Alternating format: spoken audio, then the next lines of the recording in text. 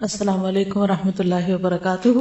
اسلام میں کسی بیماری کو کس طرح ڈیل کرنا چاہیے، بیمار ہونے کے بعد یا بیماری سے پہلے بھی ہمیں کیا کیا پریکاشنز لینی چاہیے؟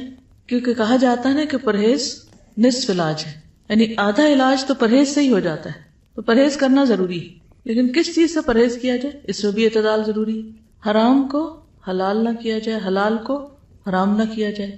وَلَا تَقُولُوا لِمَا تَصِفُ أَلْسِنَتُكُمْ هَذَا حَلَالٌ وَهَذَا حَرَامٌ، مت تم کہو جو تمہاری زبانیں کہتی رہتی ہیں کہ یہ حلال ہے اور یہ حرام ہے۔ پرہیز کا مطلب یہ بھی نہیں کہ انسان ہر چیز سے پرہیز شروع کر دے اور جن چیزوں کو اللہ تعالیٰ نے حلال کیا ان کو حرام کر لے اپنے اوپر، اور اس کا یہ مطلب بھی نہیں کہ ہر چیز کو ہی انسان یہ سوچ کے کھانا شروع کر دے کہ اللہ نے پیدا کی اس لیے کھانا ضروری ہے۔ تو اس معاملے میں ہمارا دین ہمیں کیا سکھاتا ہے، کیا بتاتا ہے، آج چند باتیں اس حوالے سے پڑھیں گے۔ پرہیز علاج سے بہتر ہے، اس اصول پر غور کرتے ہوئے مندرجہ ذیل تجاویز پر عمل کرنا فائدہ مند ہوگا۔ نمبر 1، صحت کو نقصان دینے والی غذا سے پرہیز کرنا۔ ہر غذا ہر شخص کو سوٹ نہیں کرتی، کیونکہ اللہ تعالیٰ نے مزاج مختلف بنائے۔ کسی کے مزاج میں ٹھنڈک ہوتی، کسی کے مزاج میں گرمی ہوتی، کسی کے مزاج معتدل ہوتا ہے، تو ہر انسان کو اس کے مطابق غذا فائدہ دیتی۔ یہ بات قدیم زمانے سے چلی آ رہی ہے، لیکن اب باقاعدہ اس پر ریسرچ بھی ہوئی ہے اور بلڈ گروپس کے اعتبار سے غذاؤں کا تعین کیا گیا ہے۔ کیا آپ سب کو اپنا بلڈ گروپ پتا ہے؟ سب کو نہیں پتا، سب کو معلوم ہونا چاہیے، ویسے بھی معلوم ہونا چاہیے، خدا نہ خواستہ کسی ایمرجنسی کی صورت میں آپ کو پتا ہو یا آپ کے گھر والوں کو معلوم ہونا چاہیے کہ آپ کو کون سا بلڈ گروپ ہے اور آپ کو خون کس قسم کا دینا چاہیے، ٹھیک ہے؟ تو ایک بس چھوٹا سا ہی ٹیسٹ ہوتا ہے، وہ کروا لیں اور اپنا بلڈ گروپ معلوم کر لیں۔ دوسری بات یہ ہے کہ بلڈ گروپ کے اعتبار سے جو غذاؤں کی فہرستیں بنائی گئی ہیں وہ انٹرنیٹ پر بھی اویلیبل ہیں، اور مختلف ڈاکٹرز وغیرہ بھی آپ کو تشخیص کر سکتے ہیں جو اس چیز کے ماہر ہوں۔ اس میں غذاؤں کی 3 کیٹیگریز کی گئی، جتنے بھی ویجیٹیبل ہیں، فروٹ ہیں، میٹس ہیں وغیرہ وغیرہ۔ اس میں کچھ غذائیں جو بینیفیشل ہیں کہ اس بلڈ گروپ کو بہت سوٹ کرتی ہیں، کچھ ایسی ہیں جو نیوٹرل ہیں، کھا لیں تب بھی ٹھیک ہے، نہ کھائیں تب بھی ٹھیک، کچھ ایسی ہیں جو ہارمفل ہیں، اور آپ اگر اپنے بلڈ گروپ کو سامنے رکھتے ہوئے ان غذاؤں کے نام پڑھیں تو آپ خود بھی کہیں گے کہ ہاں فلاں چیز کھانے کے بعد میری طبیعت کسل مند ہو جاتی ہے، یا ایسیڈیٹی شروع ہو جاتی ہے، یا جسم میں درد شروع ہو جاتی، الرجیز ہوتی، ٹھیک ہے؟ تو اگر بلڈ گروپ کے اعتبار سے آپ غذاؤں کی فہرست بنا لیں تو انشاءاللہ اس سے بھی آپ کو بہت فائدہ ہوگا۔ جس چیز کے بارے میں یہ پتا چل جائے کہ یہ ہارمفل ہے یا اس سے مرض میں اضافہ ہوتا ہے تو اس چیز سے بچنا لازم ہے۔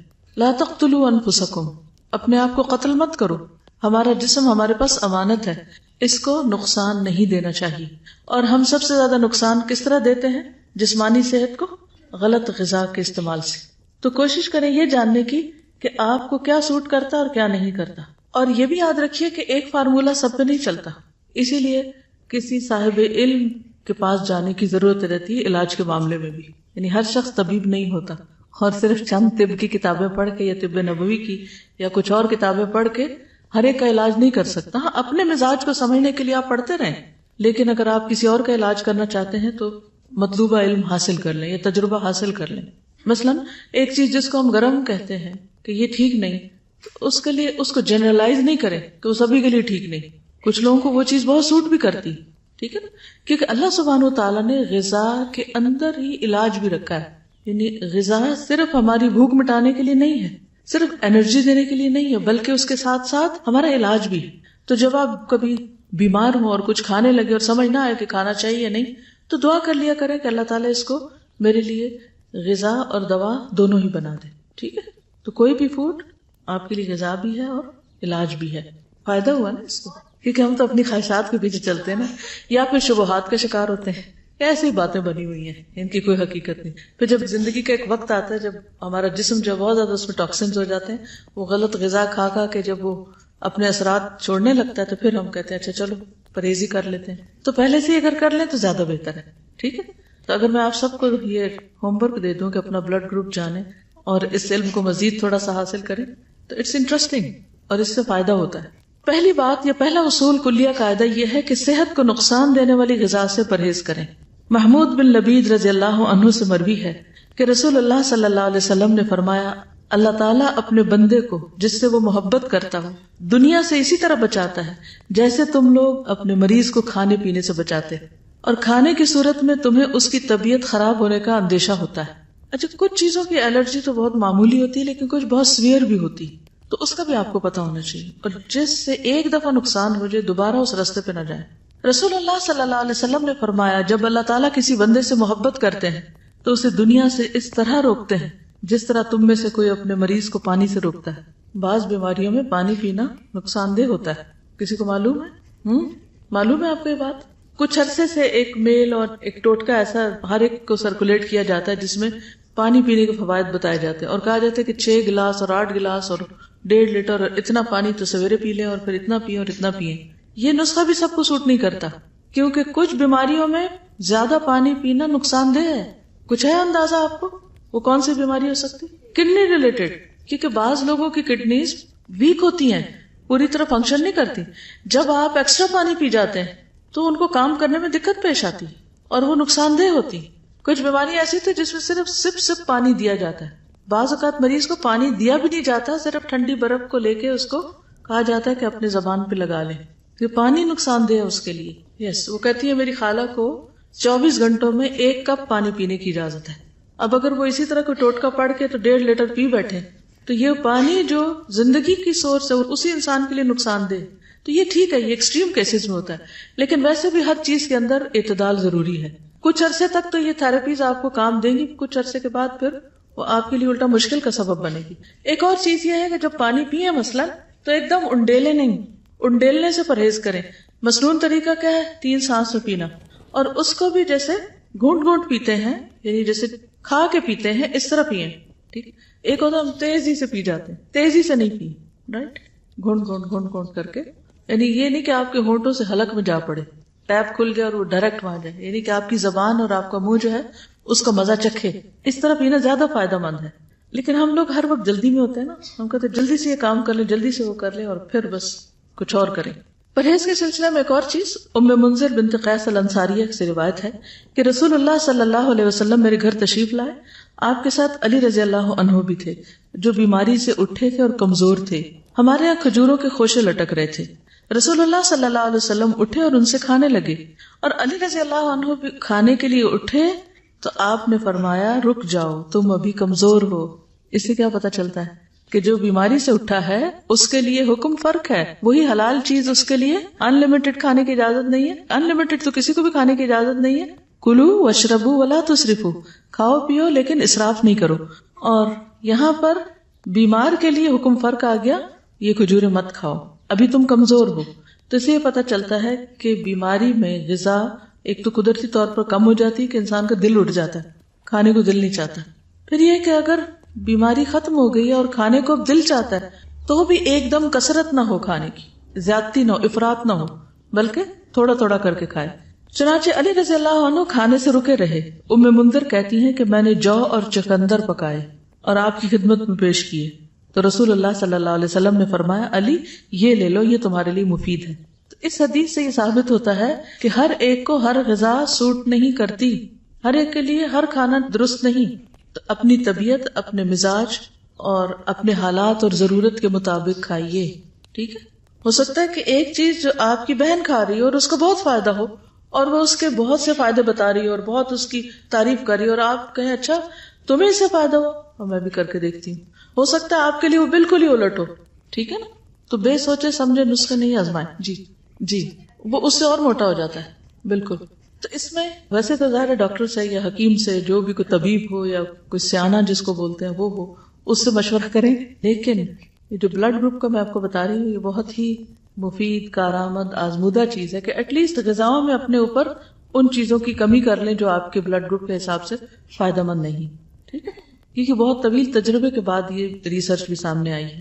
صہیب فرماتے ہیں کہ میں نبی صلی اللہ علیہ وسلم کی خدمت میں حاضر ہوا، آپ کے سامنے روٹی اور خشک کھجور تھی، روٹی اور خشک کھجور جیسے چھوارے ہوتے ہیں۔ نبی صلی اللہ علیہ وسلم نے فرمایا قریب ہو جاؤ اور کھاؤ۔ میں خشک کھجوریں کھانے لگا تو نبی صلی اللہ علیہ وسلم نے فرمایا تم خشک کھجوریں کھا رہے ہو حالانکہ تمہاری آنکھ دکھ رہی ہے، یعنی اس مرض میں خشک کھجور ٹھیک نہیں۔ میں نے عرض کیا کہ میں دوسری طرف سے چبا رہا ہوں، جو آنکھ دکھ رہی ہے اس کی طرف سے نہیں۔ اس جواب پر رسول اللہ صلی اللہ علیہ وسلم مسکرا دیے۔ کھانے کے لیے ہم سب کوئی نہ کوئی ریزن تلاش کر لیتے ہیں، ٹھیک ہے نا؟ اس سے کیا پتا چلتا ہے پرہیز کی بات سمجھ آتی ہے؟ بیماری میں خاص طور پر پرہیز، جو چیز نقصان دہ ہو وہ نہ استعمال کی جائے. نبی صلی اللہ علیہ وسلم کے پاس تو جو بھی علم تھا وہ وحی کے ذریعے تھا، ٹھیک ہے، تو اس لیے ان چیزوں کو تو ہم ایز اٹ از لے سکتے ہیں. پھر بلا وجہ کی دوائیوں سے پرہیز. کچھ لوگوں کو دوائیاں کھانے کا شوق ہوتا ہے، تسکین ہوتی ہے ان کو دوا کھا کے.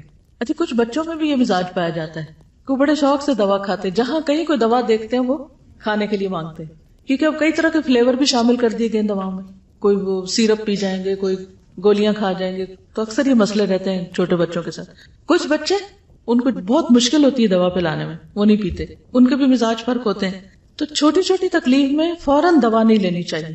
پہلی چیز یہ ہے کہ غذا سے علاج کریں، پرہیز سے کام لیں، اور اگر نہیں علاج ہو رہا، نہیں تکلیف ٹھیک ہو رہی تو دوا لیں، اور وہ بھی ضرورت کی لیں، اور کثرت سے پرہیز کریں. جی، بار میں گئی تھی کسی چائلڈ اسپیشلسٹ کے پاس، تو وہاں پہ انہوں نے مختلف جگہ پہ کچھ لکھ کر لگایا ہوا تھا. اس میں سے ایک چیز یہ تھی کہ ہر دوا زہر ہے یا عنقریب زہر بن جائے گی. اس نے مجھے بہت فائدہ دیا کہ بلا وجہ جو سر درد ہوا تو دوا کھا لی، اور چھوٹی چھوٹی چیزوں پہ ہم کھاتے رہتے ہیں. لکھ لیں اس کو، کیونکہ میں نے ایک ڈاکٹر سے پوچھا، انہوں نے مجھے کوئی دوا ریکمینڈ کی، تو میں نے کہا اس کے کوئی سائیڈ افیکٹس نہیں. وہ کہنے لگے ٹو بی ویری آنےسٹ، ہر دوا کے سائیڈ افیکٹس ہیں.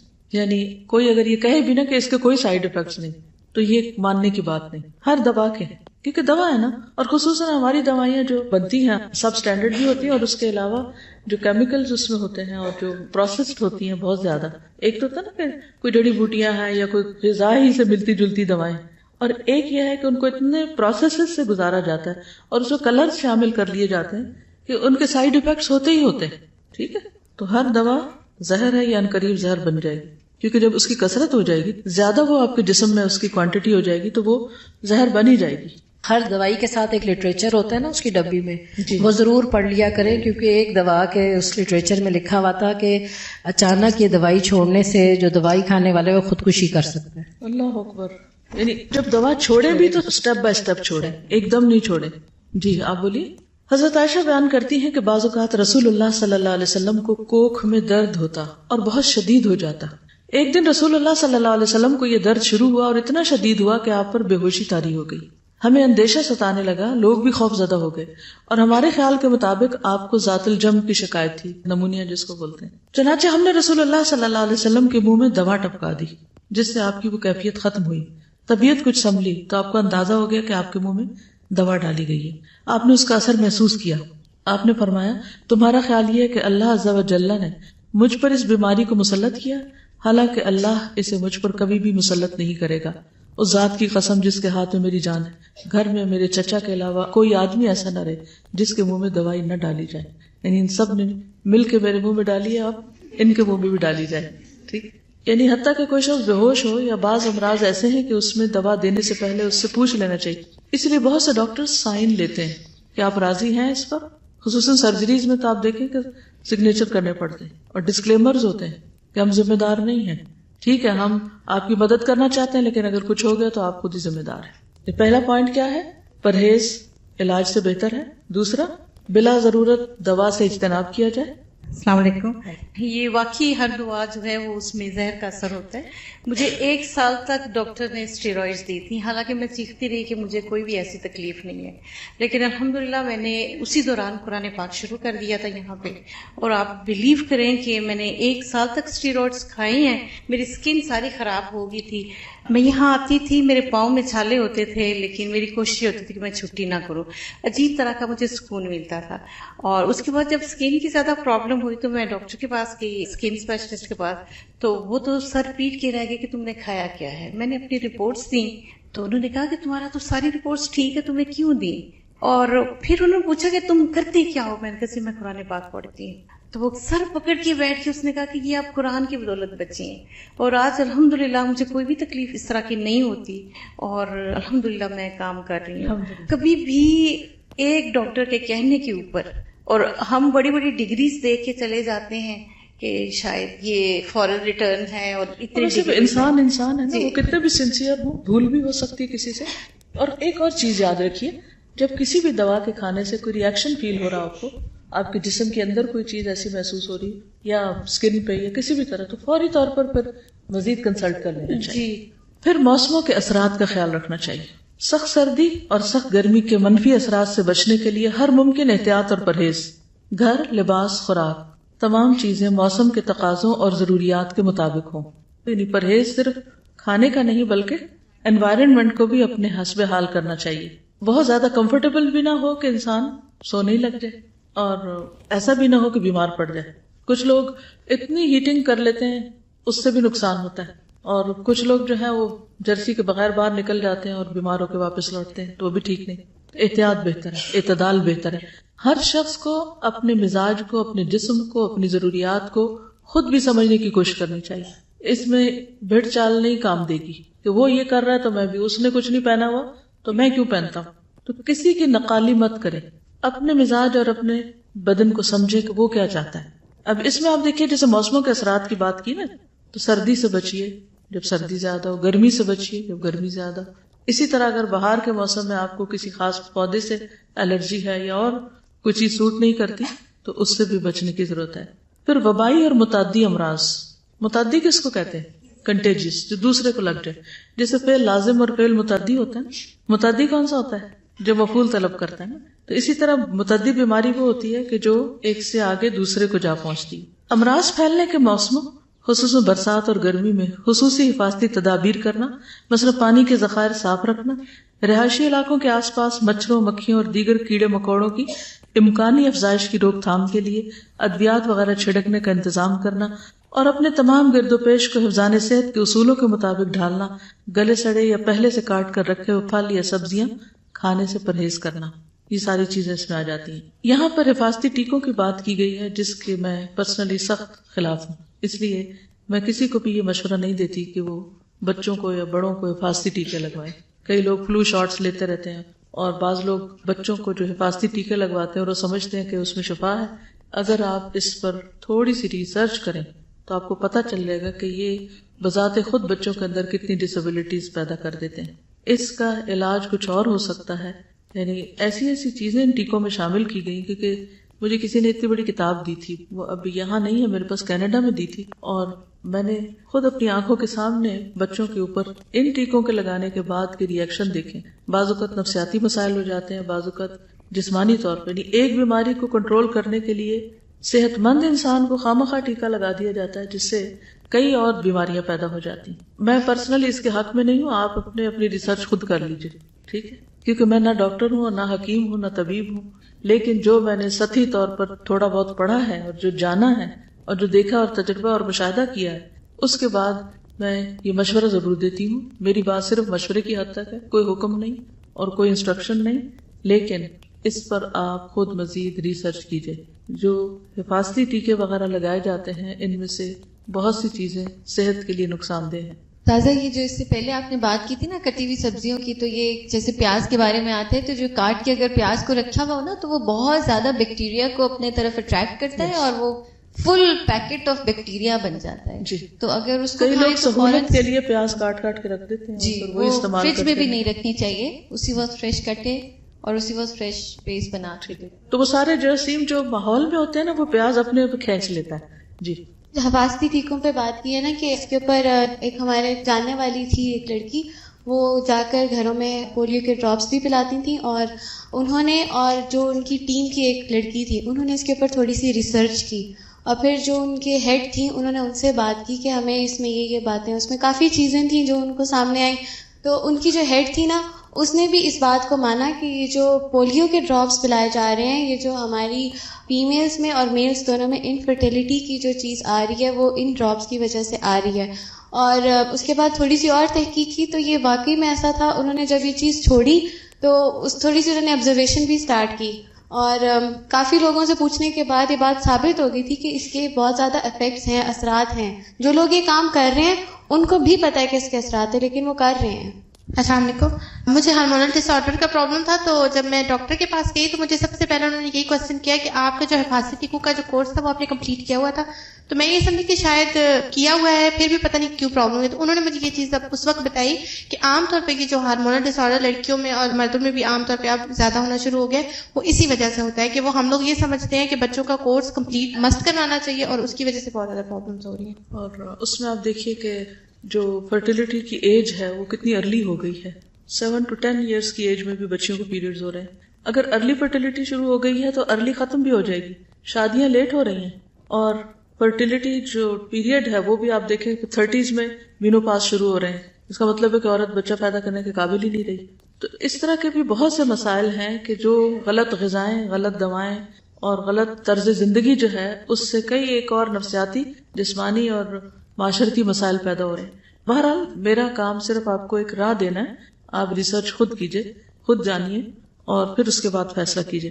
جہاں تک وبائی متعدی امراض کا تعلق ہے تو اس میں احتیاط تو لازم ہے، لیکن یہ یاد رکھنا چاہیے کہ ہر تکلیف جب ہی آتی ہے جب اللہ کا اذن ہوتا ہے. ٹھیک ہے، مریضوں کو الگ رکھنا. کوئی وبائی مرض پھوٹ پڑنے پر صحت مند انسانوں کو ایسے علاقے میں جانے سے روکا جا سکتا ہے. اس احتیاط سے مراد مریضوں سے نفرت نہیں بلکہ ایمان کا بچاؤ ہے کہ اگر وہی بیماری لگ جائے تو یہ نہ سمجھ لیا جائے کہ اس مریض سے لگی ہے اور تقدیر پر ایمان خطرے میں پڑ جائے. یہ ہے اصل چیز. آگے میں اس بات کو مزید واضح کروں گی. تقدیر پر ایمان. اسلام نے متعدی امراض کے بارے میں ایک عقیدے کی اصلاح کی ہے. جاہلیت میں لوگ بیماری کو متعدی قرار دیتے اور وہ یہ کہتے تھے کہ یہ بیماری جو ہے اس کے اندر کوئی چیز ہے یا طاقت ہے اور یہ دوسرے کو کچھ کر سکتی، یعنی وہ جرمز یا بیکٹیریا یا جس سے بھی وہ پھیل رہی ہے خود ان کے اندر کوئی طاقت نہیں ہے. کوئی بھی وائرس صرف اس وقت افیکٹو ہوتا ہے جب اللہ کا اذن ہوتا ہے اور ہر ایک کے لیے اس میں نقصان نہیں ہوتا.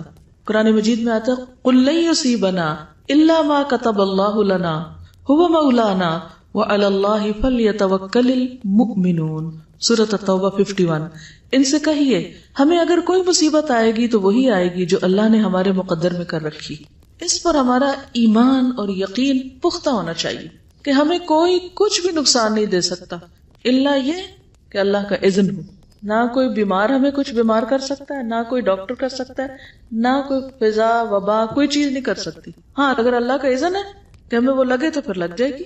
تو کسی کو دیکھ کے نفرت نہ کرے، کسی کو دیکھ کے خوف میں مبتلا نہ ہو کہ اچھا میں نے بیمار کو دیکھ لیا اب تو یہ مجھے بھی لگ کے رہے گا. نہیں، کچھ بھی نہیں ہوگا جب تک اللہ نہ چاہے. حتیٰ کہ موت بھی نہیں آ سکتی جب تک کہ اللہ کا اذن نہ ہو. یہ چیز انسان کو بہادر بناتی، یہ چیز انسان کے اندر توکل کو مضبوط کرتی اور بلا وجہ کے خوف، اندیشے، ہم اور غم سے بچاتی. اس کی حفاظت کے لیے وہ دعا بھی سکھائی گئی ہے نا، الحمدللہ الذی عافانی. بالکل، یعنی جب انسان کسی بیمار کو دیکھے تو بس ایک دعا پڑھ لے، اللہ کا شکر ہے جس نے مجھے عافیت میں رکھا اس بیماری سے جس میں اس کو مبتلا کیا.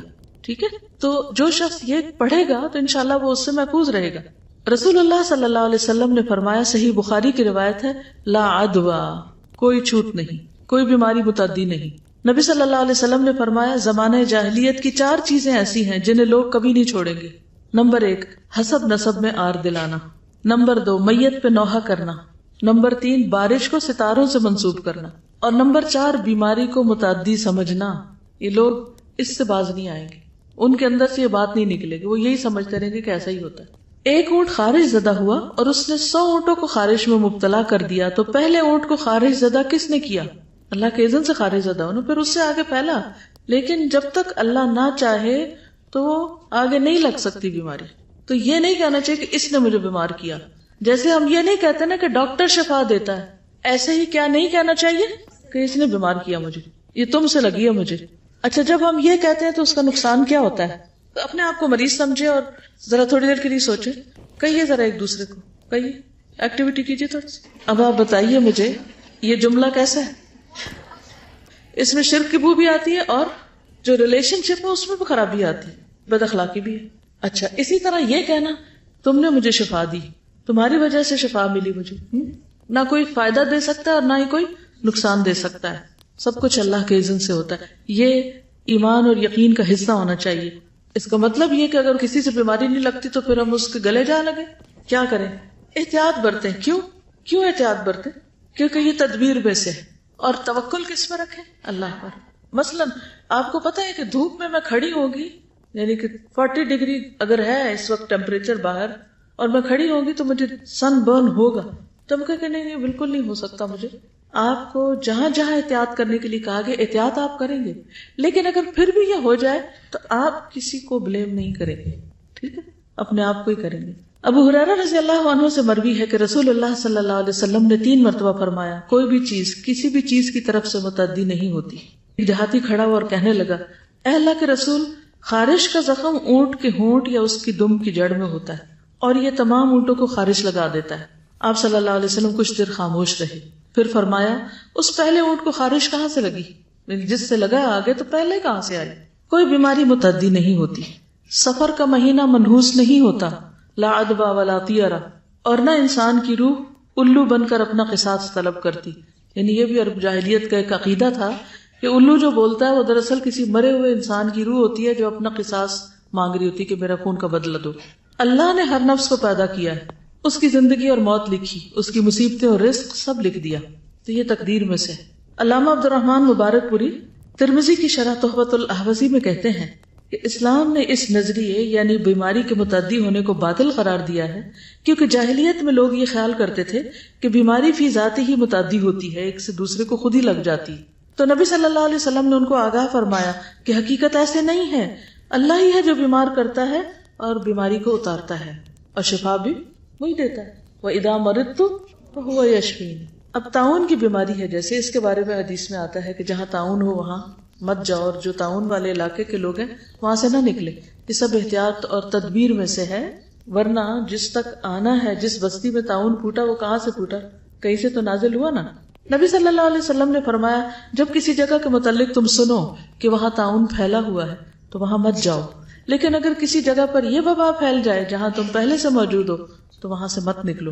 رسول اللہ صلی اللہ علیہ وسلم نے فرمایا، طاعون سے بچ کر راہ فرار اختیار کرنے والا ایسے ہے جیسے میدان جنگ سے راہ فرار اختیار کرنے والا، اور میدان جنگ سے بھاگنا کیسا ہے؟ کبیرہ گناہ۔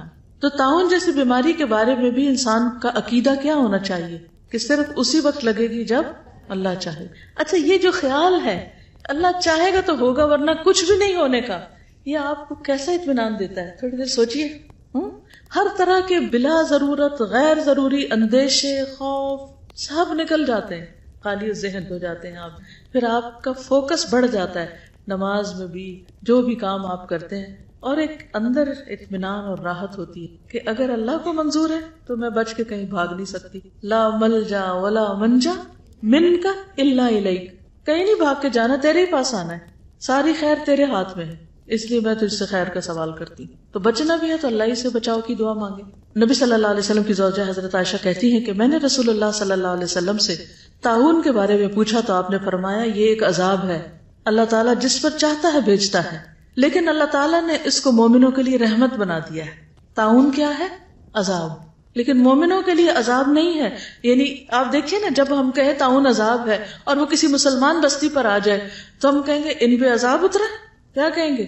یہ جو ہماری گفتگو ہے نا، اس کو درست کرنے کے لیے یہ سارا علم ہونا بہت ضروری ہے، کیونکہ ہم ایسی غلطیاں بہت کرتے ہیں۔ اگر کسی شخص کو آپ کسی خاص بیماری میں مبتلا دیکھیں تو آپ کیا کہیں؟ یہ اللہ کی پکڑ میں آیا ہوا ہے، یہ حق ہے ہمیں کہنے کا؟ نہیں، وہ بیماری اس کے لیے کیا ہے؟ ہم نے پڑھا ہے نا، بیماری میں خیر ہے، مومن کے لیے بیماری میں خیر ہے۔ طاعون مومنوں کے لیے رحمت ہے، عذاب نہیں ہے، عذاب نافرمانوں کے لیے ہے۔ اگر کسی شخص کی بستی میں طاعون پھیل جائے اور وہ صبر کے ساتھ اللہ کی رحمت سے امید لگائے ہوئے وہیں ٹھہرا رہے تو ہوگا وہی جو اللہ نے اس کی قسمت میں لکھا ہے، ٹھیک ہے؟ تو ہوگا وہی جو اللہ نے قسمت میں لکھا ہے، اور اگر وہ فوت ہو جائے اسے شہید کے برابر اجر ملے گا۔ تو طاعون کا لگنا بھی تقدیر کا حصہ ہے۔ عمر رضی اللہ عنہ نے اپنے دور خلافت میں ملک شام کی جانب سفر کیا تو راستے میں انہیں خبر ملی کہ شام میں طاعون کی وبا پھیلی ہوئی ہے۔ تو عمر رضی اللہ عنہ نے لوگوں میں اعلان کر دیا کہ میں صبح کو اونٹ پر سوار ہو کر واپس مدینہ منورہ لوٹ جاؤں گا، تم بھی واپس چلو۔ تو ابو عبیدہ بن جراح نے کہا، کیا اللہ کی تقدیر سے فرار اختیار کیا جائے گا؟ آپ کیوں جا رہے ہیں واپس؟ ادھر ہی چلیں۔ حضرت عمر نے کہا، کاش یہ بات کسی اور نے کہی ہوتی۔ ہاں، ہم اللہ کی تقدیر سے فرار اختیار کر رہے ہیں، لیکن اللہ ہی کی تقدیر کی طرف، یہ بھی تقدیر ہے۔ کیا تمہارے پاس اونٹ ہو اور تم انہیں لے کر ایسی وادی میں جاؤ جس کے دو کنارے ہوں، ایک سرسبز شاداب اور دوسرا خشک؟ کیا ایسی بات نہیں کہ اگر تم سرسبز کنارے پر چراؤ گے تو وہ بھی اللہ کی تقدیر سے ہوگا، اور خشک کنارے پہ تو وہ بھی اللہ کی تقدیر میں سے ہوگا؟ اتنے میں عبد الرحمن بن عوف آ گئے۔ وہ اپنی کسی ضرورت کی وجہ سے پہلے اس وقت موجود نہیں تھے۔ انہوں نے بتایا، میرے پاس اس مسئلے سے متعلق علم ہے، میں نے رسول اللہ صلی اللہ علیہ وسلم سے سنا ہے، آپ نے فرمایا جب تم کسی سرزمین میں وبا کے متعلق سنو تو وہاں نہ جاؤ، اور جب ایسی جگہ وبا آ جائے جہاں تم خود موجود ہو تو وہاں سے مت نکلو۔ اس پر عمر رضی اللہ تعالیٰ عنہ نے اللہ کی حمد بیان کی اور واپس ہو گئے۔ چلے گئے مدینہ کی طرف. یعنی پہلے تو انہوں نے اجتہاد سے کام لیا اور پھر اس کے بعد حدیث بھی اس کے موافق آ گئی اور اطمینان کے ساتھ وہ اس راستے پہ چل پڑے. اس سے کیا پتہ چلتا ہے؟ نہیں سمجھ آئی بات؟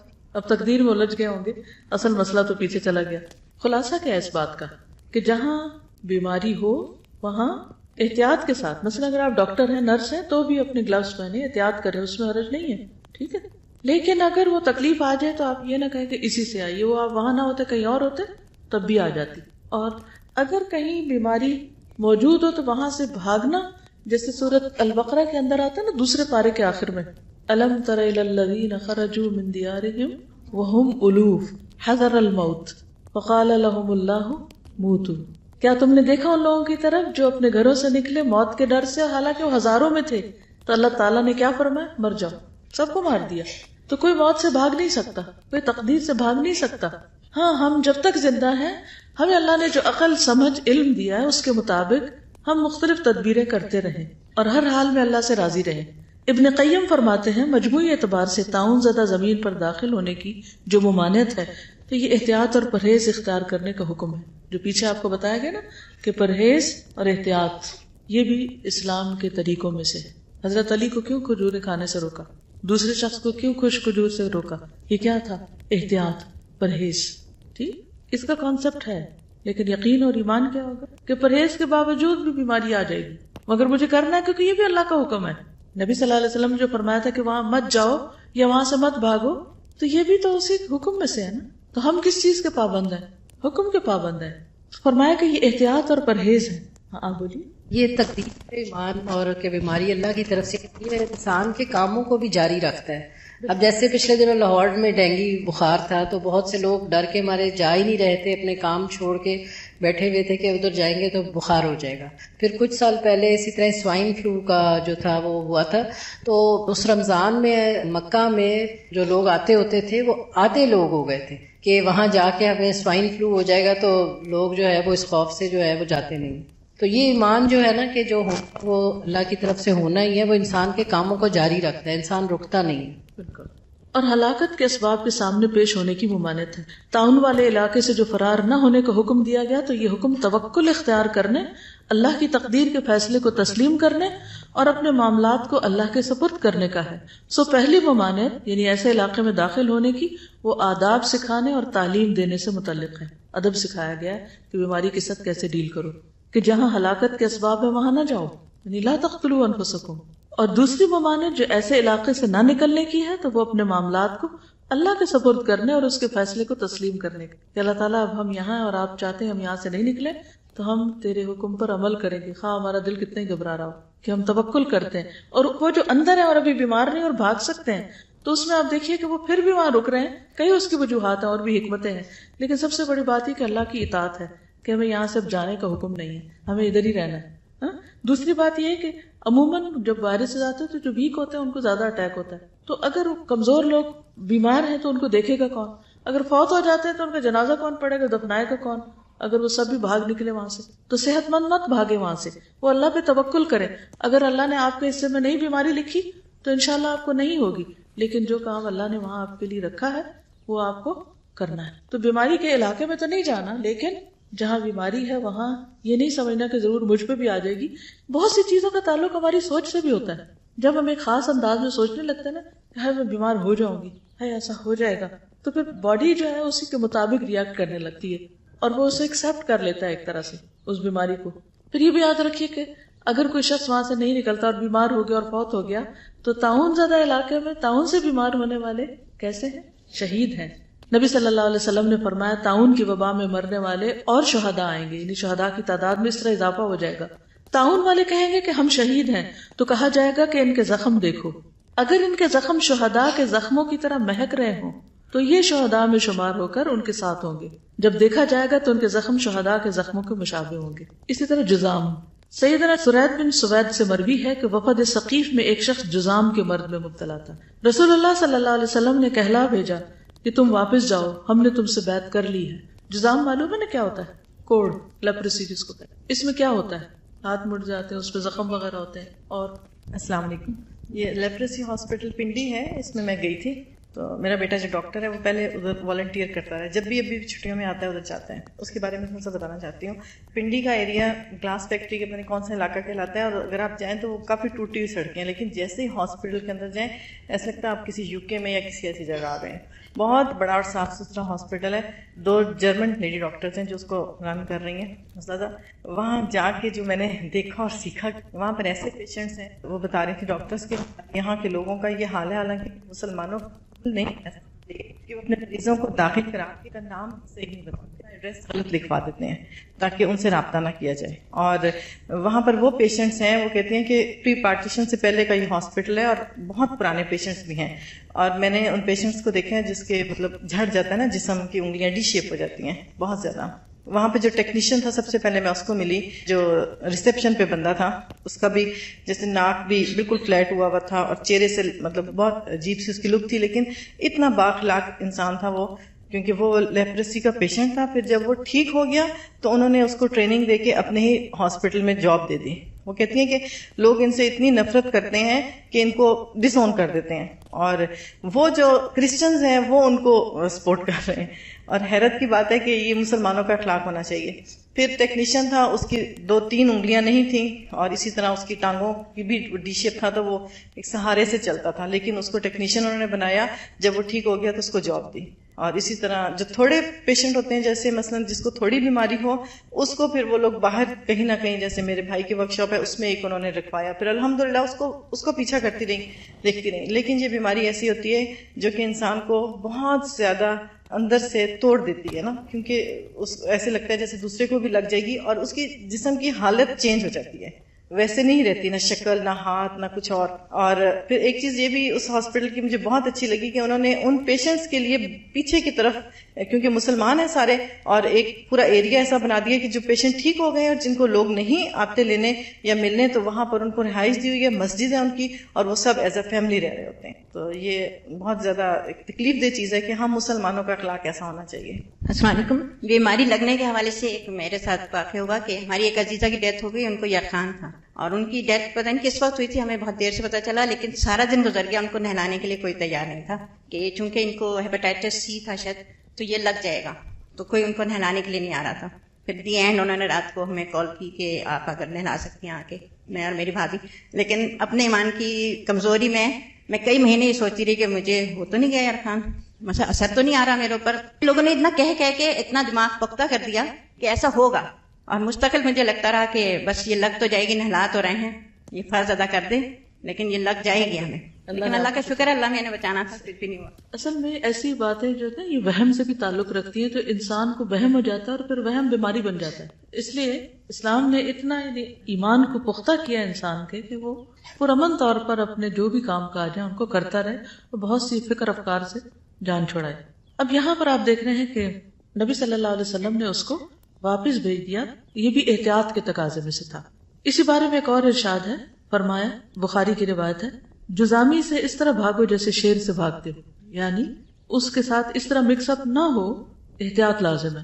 ایک اور موقع پر فرمایا کہ جزامی کی طرف زیادہ دیر تک مت دیکھو، کیونکہ بعض اوقات نگاہوں سے بھی کچھ اثرات انسان کے اندر آتے ہیں. پھر وہی بات ہے کہ وہم اور ایک خوف اور ایک ہم میں اگر انسان کے مبتلا ہونے کا اندیشہ ہے تو وہ، جیسے بہن بتا رہی ہیں کہ وہ ان کو فکر رہی کئی مہینے تک کہ کہیں ہیپاٹائٹس میں مبتلا نہ ہو جائیں. اس لیے انسان کے ایمان کو بچانے کے لیے یہ تدبیریں بتائی جا رہی ہیں. ٹھیک ہے، کیونکہ شیطان ایسے مواقع پر بہت وسوسے ڈالتا ہے انسان کے اندر. تو مجذوم سے دور رہنے کی جو ممانعت آئی ہے وہ اس لیے نہیں کہ ان کو نفرت کی جائے یا ان سے بھاگا جائے کہ ان سے کوئی تعلق ہی نہ ہو. بیسیکلی یہ سد ذریعہ کے طور پر. سد ذریعہ کا مطلب معلوم ہے نا، یعنی ایمان بچانا مقصود ہے یہاں، کہ کہیں یہ عقیدہ نہ بن جائے کہ اس سے بیماری لگی. لیکن احتیاط، تدابیر، توکل کے باوجود اگر کوئی بیماری آ جاتی ہے تو پھر اس پر انسان کو صبر سے کام لینا چاہیے، پرہیز کرنا چاہیے مختلف چیزوں سے جو نقصان دہ ہوں، اور علاج کروانا چاہیے. اصل میں اللہ نے بیماریاں تو اتاری ہیں کیونکہ اللہ نے انسان کو دنیا میں امتحان کے لیے بھیجا ہے. تو بیماری تو ہوگی، لیکن بیماری میں رویہ کیسا ہو، پھر اسی بات پر لاؤں کہ آپ کو غم، غصے، خوف، تکلیف، بیماری کے موقع پر ہم ریئیکٹ کس طرح کریں، کتنے شکوے شکایت کریں اور کتنا رونا دھونا کریں، اور کیا طریقہ اور کون سا اخلاق اور کون سی تدابیر اختیار کریں یہ اس سے تعلق رکھتا ہے. یہ جو ابھی فرحانہ پر نے بتایا جس ہاسپٹل کا، وہاں پہ کالج کے زمانے میں ہم اکثر جاتے تھے ویسے ہی ان لوگوں کے ساتھ ٹائم اسپینڈ کرنے. تو یہ جو حدیث ہے نا جس کے بارے میں ہے کہ جزامی کی طرف زیادہ دیر تک مت دیکھو، تو اس کا میں نے پریکٹیکلی وہ کیا ہے، کیونکہ جب ہم لوگ تو سامنے ہاسپٹل کی سائڈ پہ ہوتے تھے، جب انہوں پیچھے ایک دفعہ میں لے کے گئے، وہاں پہ ان کے چھوٹے بچے بھی تھے، اور پھر تو وہ مریض ہم سے تو بہت اچھی طرح ملتے تھے نا، اور بہت خوشی کے ساتھ، اور حالانکہ ایک جیسے تھا اس کا پورا فیس یہاں سے نہیں تھا. تو اب ہم ان کے سامنے جیسے بہت اچھی طرح ہم کوشش بھی کر رہے تھے، لیکن ایک نیچرلی انسان کے اندر جو ایک فیلنگ ہوتی ہے نا، تو وہ کئی دن تک حواس کے اوپر رہا. ابھی بھی میں سوچتی ہوں تو وہ حالانکہ 15 سال پرانی بات ہے، لیکن اس کا کام پہ بہت اثر پڑتا ہے. جی دوسری طرف سے بھی دیکھیے کہ جب آپ کسی کو اتنی دیر تک دیکھیں گے تو کیا ہوگا، وہ کہے گا کہ شاید آپ اس کو بیڈ لکس دے رہے ہیں، یا وہ کانشیس ہوگا، کیونکہ انسان کا دل نہیں چاہتا نا کہ ایسی حالت میں کوئی اس کو دیکھے. تو زیادہ دیر تک نہ دیکھنے کی اس میں دو طرفہ حکمت ہے. یہ جس لیپروسی ہاسپٹل کی بات ہو رہی ہے، اس کے باہر گارڈز بھی ہوتے ہیں. وہ مریض کا بھی رویہ ہوتا ہے نا، ہر طرح کے مریض ہیں، کچھ وہاں سے بھاگ جاتے ہیں اور اپنی بیماری کا فائدہ اٹھاتے ہوئے بھیک مانگنا شروع کر دیتے ہیں. اور پھر بھیک مانگنے کا بھی طریقہ یہ کہ دوسروں کو خوفزدہ کر کے، منہ کے آگے ہاتھ کر کے، اور اپنی اوپر سے سکن اتار کے دوسروں کے اوپر پھینکتے ہیں کہ تمہیں بھی یہ بیماری لگ جائے گی، ہمیں پیسے فوراً دو. ایکسپلائٹ کرتے ہیں. ٹھیک ہے، تو کوئی بھی بیماری اگر آ جائے تو پھر علاج بھی کرانا چاہیے. علاج کرانا منع نہیں ہے. نبی صلی اللہ علیہ وسلم نے فرمایا ما انزل اللہ داء الا انزل له شفاء، اللہ نے کوئی بیماری نہیں اتاری مگر اس کی دوا بھی اتاری ہے. نبی صلی اللہ علیہ وسلم نے فرمایا اللہ کے بندو علاج کیا کرو، اللہ کے بندو علاج کیا کرو. اسامہ بن شریح کہتے ہیں کچھ بدوی آئے، انہوں نے پوچھا اے اللہ کے رسول، کیا ہم علاج کر لیا کریں، ہمیں علاج کی اجازت ہے؟ آپ نے فرمایا علاج کیا کرو. بلا شبہ اللہ عز و جل نے کوئی بیماری پیدا نہیں کی مگر اس کی دوا پیدا کی ہے، سوائے ایک بیماری کے. وہ کون سی؟ بڑھاپا. اس حدیث میں بڑھاپا ہے. غیر داء واحد الحرم، موت تو موت ہے نا، وہ بیماری تھوڑی ہے. پھر یہ کہ کوئی بیماری لا علاج نہیں. ایک انصاری صحابی رضی اللہ عنہ سے مروی ہے کہ ایک مرتبہ رسول اللہ صلی اللہ علیہ وسلم ایک شخص کی عیادت کے لیے تشریف لے گئے جو زخمی ہو گیا تھا. نبی صلی اللہ علیہ وسلم نے فرمایا بنو فلاں کے طبیب کو بلا کر اسے دکھاؤ. لوگوں نے اسے بلایا، وہ آیا تو لوگ کہنے لگے یا رسول اللہ صلی اللہ علیہ وسلم، کیا علاج اسے کچھ فائدہ دے سکتا ہے؟ آپ نے فرمایا سبحان اللہ، اللہ نے زمین میں کوئی ایسی بیماری نہیں اتاری جس کی شفا نہ رکھی. یہ الگ بات ہے کہ ہم جاہل ہیں، ہمیں پتہ نہیں. رسول اللہ صلی اللہ علیہ وسلم نے فرمایا اللہ تعالیٰ نے جو بیماری بھی اتاری اس کی شفا بھی اتاری. جو جان لیتا ہے سو جان لیتا ہے، جو ناواقف رہتا ہے سو ناواقف رہتا ہے، جو جاہل ہے سو جاہل ہے. تو اللہ سبحانہ تعالیٰ نے انسان کو عقل بھی دی، علم بھی دی، حکمت بھی دی. لہٰذا انسان کو چاہیے کہ وہ ان نعمتوں سے فائدہ اٹھائے اور ان کا شکر گزار ہو. اللہ کو ایسے لوگ قطعاً پسند نہیں جو بے عقل رہیں، نہ سمجھ رہیں اور غور و فکر سے کام نہ لیں اور اپنے دماغ کو استعمال نہ کریں. قرآن مجید میں ایسے لوگوں کے بارے میں کیا فرمایا گیا؟ اولئک کالانعام بل ہم اضل، ایسے لوگ جانوروں کی طرح، مویشیوں کی طرح، ان سے بھی گئے گزرے، ان سے بھی زیادہ بھٹکے ہوئے. تو کسی انسان کے لیے سب سے بڑی بیماری جہالت ہے. جہالت امراض میں سب سے بڑا مرض ہے، لا علمی، نہ سمجھی. عام طور پر ہم محنت سے بچنے کے لیے، محنت سے جی چرانے کے لیے کیا کہتے ہیں، میری تو سمجھ میں کچھ نہیں آتا، مجھے یہ سمجھ میں نہیں آئے گا، یہ میں کر نہیں سکوں گا. اس قسم کے منفی خیالات کی وجہ سے کیا ہوتا ہے، نہ آپ علم کا حق ادا کرتے، جو سیکھ رہے ہیں وہ بھی نہیں سیکھ پاتے، یا دوسروں کے بارے میں یہ زیوم کر لینا کہ یہ نہیں کر سکتے. اپنے بچوں کے بارے میں بعض اوقات ہم ایسے کامنٹس دیتے رہتے ہیں، یہ تو بالکل بے وقوف ہے، اس کو نہیں سمجھ آئے، تم تو فیل ہی ہو کے رہو گے، تم نہیں کر سکتے. اللہ نے کسی کو اس طرح بے وقوف نہیں پیدا کیا، ہم خود ہی بے وقوف بنے رہتے ہیں. ٹھیک ہے کچھ لوگ بیمار ہوتے ہیں، ذہنی کمزور ہو سکتے ہیں، بچپن سے کچھ لوگوں کو جیسے اور ڈسیبلٹیز ہوتی ہیں تو ذہنی طور پر بھی کچھ لوگ ڈسیبل ہوتے ہیں، وہ صاف پہچانے جاتے ہیں. وہ تو مکلف بھی نہیں، جو مجنون ہے یا کم عقل ہے وہ تو مکلف بھی نہیں. جس کو اللہ نے عقل دی ہے اور دنیاوی معاملات میں اس کی عقل بہت کام کرتی ہے، لیکن جہاں دین کا معاملہ ہوتا ہے یا کوئی سمجھنے کی بات ہوتی ہے وہاں وہ کہتا ہے مجھے سمجھ نہیں آتی. تو یہ صرف اسکیپزم ہے اور یہ ایک جرم ہے. انسان کو مشکل کا مقابلہ کرنا چاہیے. جہالت کا علاج کیا ہے؟ علم حاصل کرنا. کیوں نہیں کرتے؟ کیونکہ اس میں تکلیف ہے، تو وہ تکلیف اٹھائیں گے تو اجر ملے گا نا. اس ریوارڈ کو یاد رکھیں جو طالب علم کے لیے ہے. علم کے راستے پہ چلنا جنت کے راستے پہ چلنا ہے. تو جنت کا راستہ مشکل راستہ ہے، تو علم حاصل کرنے کی مشقت سے بھاگے نہیں، چاہے وہ کوئی بھی علم ہو. اور دین کا علم آپ کو کوئی بھی نفع مند علم حاصل کرنے سے روکتا نہیں ہے. اللہ سبحانہ وتعالیٰ نے لقمان کو حکمت عطا کی تھی جس کا ذکر قرآن مجید میں آتا ہے وَلَقَدْ آتَيْنَا لُقْمَانَ الْحِكْمَةَ أَنِ اشْكُرْ لِلَّهِ. ہم نے لقمان کو بلا شبہ حکمت عطا کی کہ اللہ کا شکر گزار بن جائے. تو مسنون علاج خواہ روحانی ہو یا جسمانی اس کا اصل سورس اور منبع الہام اور وحی الہی. وحی الہی نبی صلی اللہ علیہ وسلم کے ذریعے بہت سے علاج سکھائے گئے. اس کے علاوہ اللہ تعالیٰ ہمارے دل میں کئی چیزوں کی سمجھ ڈال دیتا ہے. اور وہ کس کے دل میں ڈالتا ہے؟ جو دلچسپی لیتا ہے، جو شوق رکھتا ہے، جو محنت کرتا ہے، تو اللہ تعالیٰ اس طرف اس کی رہنمائی فرما دیتا ہے. یہ جتنی بھی انوینشنز ہوئی ہیں ان میں سے میجورٹی کیا ہے؟ اچانک وہ آئیڈیا اللہ نے دل میں ڈال دی. لیکن ایک عام انسان کے دل میں وہ کیوں نہیں آیا؟ وہ سائنٹسٹ کے دل میں کیوں ڈالا اللہ نے؟ کیونکہ محنت کر رہا تھا، وہ دن رات لگایا تھا اس میں. والذین جاہدوا فینا لنہدینہم سبلنا. وہ لوگ جو ہمارے راستے میں جد و جہد کریں گے، محنت کریں گے، مشقت کریں گے، ہم ضرور انہیں راستہ دکھائیں گے. تو اصل کمی ہمارے پارٹ پہ ہوتی ہے، ہم محنت نہیں کرنا چاہتے، نہ بیماریوں کا علاج ڈھونڈنے میں، نہ اور مسائل کا. ہر شخص مسائل بتانے کے لیے تو بہت تیار ہے، بس وہ چاہتا ہے کوئی نہ کوئی مل جائے جو اس کو مسائل بتاتا رہے وہ. لیکن نہ اپنی عقل استعمال کریں گے اور نہ کچھ پڑھیں گے، نہ سمجھیں گے، نہ لکھیں گے کہ وہ ان مسائل کا حل بھی کہیں سے پڑھ لیں. بہت سے مسائل آپ کے ایسے ہیں جن کا آلریڈی حل کتابوں میں موجود ہے، چونکہ آپ جاہل ہیں اس لیے آپ کو پتہ نہیں. اور آپ کیا چاہتے ہیں کہ بس کوئی حلوہ پکا کے لے اور آپ کھا لیں، اور خود محنت نہیں کرنا چاہتے. تو اس کے لیے کیا ضروری ہے کہ پڑھیں، اپنے آپ کو عادی بنائیں اور مختلف طرح کی کتابیں پڑھیں، سمجھیں. اور ہر دینی مسئلے کا حل موجود ہے، لیکن ہم پڑھتے نہیں. تو ہم کبھی اس سے پوچھتے، کبھی اس سے فتویٰ شاپنگ کرتے رہتے ہیں، شاید یہ حلال کر دے یا وہ حلال کر دے. خود غور و فکر نہیں کرتے، کیونکہ ہم اپنا وقت اپنی ڈیزائرز کی تکمیل میں گزارنا چاہتے ہیں. ہم کیا چاہتے ہیں اور لوگ کچھ محنت کرے، کام کرے، اور ہمارا دل لگتا ہے، ہماری خواہشات، ہماری ڈیزائرز ہیں، ہم ان کے پیچھے چلیں. آج کی نوجوان نسل کیوں نکمی ہے، کیوں نہیں پڑھ پا رہی؟ میجورٹی کا حال یہ کیوں ہے؟ کیونکہ ہر ہاتھ میں موبائل ہے. قرآن کی بجائے موبائل ہر ہاتھ میں ہے، ہر دل خواہشات سے بھرا ہوا ہے، اسی میں لگے ہوئے ہیں. تو جب کوئی قوم خواہشات کے پیچھے چل پڑتی ہے اور محنت مشقت چھوڑ دیتی ہے تو پھر وہ کہیں کی بھی نہیں ہوتی، کچھ کرنے کے قابل نہیں ہوتی، وہ دوسروں کے لیے بھی ایک بوجھ ہوتی. تو اگر آپ ینگ ہوتے ہوئے بیمار ہیں یا مسائل میں گرے ہوئے ہیں تو پھر اس کے حل کے لیے خود کچھ ہاتھ پاؤں ماریے، کوشش کیجیے. اور جب آپ محنت کریں گے تو اللہ تعالیٰ آپ کے لیے راستے بھی آسان کرے گا. نبی صلی اللہ علیہ وسلم نے فرمایا ہر بیماری کے لیے دوا ہے. جب کسی مریض کو صحیح طریقے پر بیماری کی دوا پہنچتی ہے تو اللہ عز و جل کے حکم سے وہ تندرست ہو جاتا ہے. اب علاج کے لیے ویسے تو آپ ڈاکٹر کے پاس جائیں گے، دوا لیں گے، لیکن کچھ قدرتی غذاؤں سے علاج، اس بارے میں پہلے بھی کچھ بات ہوئی تھی. قدرتی غذاؤں سے علاج، کچھ چیزیں میں دوبارہ کچھ نئی اور کچھ پہلے والی دہرا دیتی ہوں تاکہ ہم سب سے پہلے آغاز کہاں سے کریں؟ اپنے مزاج کو سمجھیں، اپنی بیماری کو سمجھیں، اپنے بلڈ گروپ کو جانیں اور صحیح غذا کا استعمال شروع کریں. پھر پرہیز کریں. اس کے بعد کیا کریں؟ احتیاط برتیں.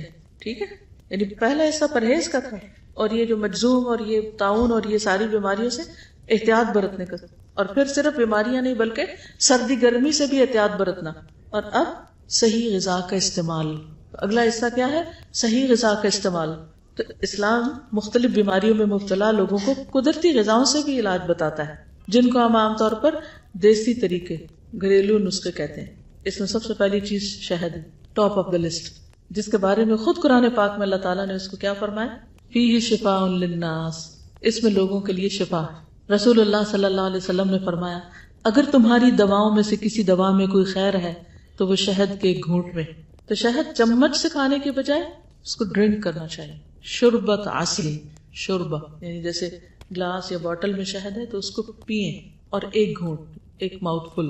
ٹھیک ہے، اور اس کو آپ عادتاً ہفتے میں ایک دفعہ پی سکتے ہیں، دن میں تھوڑا سا پی سکتے ہیں، مہینے میں پی سکتے ہیں، لیکن حسب ضرورت اور حسب مزاج. کچھ لوگوں کو فائدہ نہیں دے گا، زیادہ اس کو لیں گے. یعنی کسی بھی چیز کو شفا کہنے کا مطلب یہ نہیں ہے کہ پھر سب کچھ چھوڑ کے وہی کھاتے رہے ہر وقت. تو کلو وشربو ولا تسرفو، اسراف اس میں بھی نہیں ہوگا، خواہ وہ شفا ہی کیوں نہیں. پھر یہ بھی یاد رکھیے کہ شہد جو ہے یہ پاکیزہ رس ہے. رسول اللہ صلی اللہ علیہ وسلم نے فرمایا مومن کی مثال شہد کی مکھی کی مانند ہے، جو پاکیزہ چیز کھاتی ہے، پاکیزہ رس خارج کرتی ہے، اور جس پھول پتی یا پتے پہ بیٹھتی ہے وہ نہ ٹوٹتا ہے نہ خراب ہوتا ہے، یعنی چیزوں کو نقصان بھی نہیں دیتی.